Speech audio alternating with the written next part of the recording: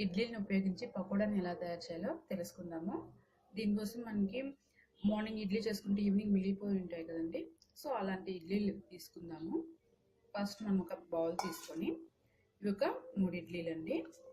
వీటిని ఇలాగ మెత్తగా మ్యాష్ చేయండి. చూడండి, ఇలా బాగా కలుపుకున్న తర్వాత ఇందులో ఇది మనకి ఒక 1 కప్ ఉండాలి. ఇందులో 1/2 కప్ వచ్చి శనగపిండి వేసుకుందాము.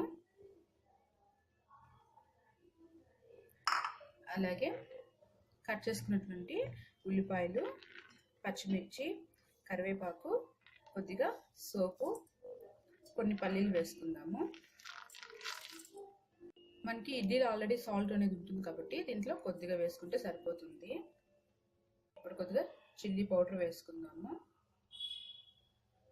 ఇప్పుడు వీటిని బాగా మిక్స్ చేసుకుందాం.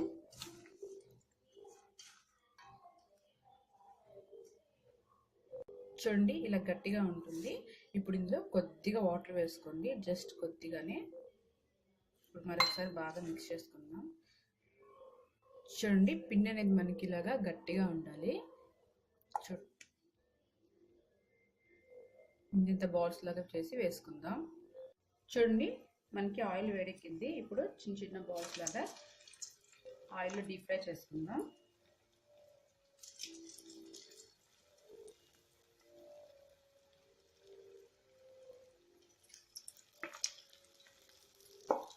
ఇవి మనకి గోల్డెన్ కలర్ వచ్చే వరకు ఫ్రై చేసుకుందాము. చూడండి, మనకి ఇవి కలర్కి వచ్చేసాయి. ఇలా వస్తే మనకి సరిపోతుంది. ఇప్పుడు వీటిని మనం ఒక ప్లేట్లోకి తీసుకుందాము.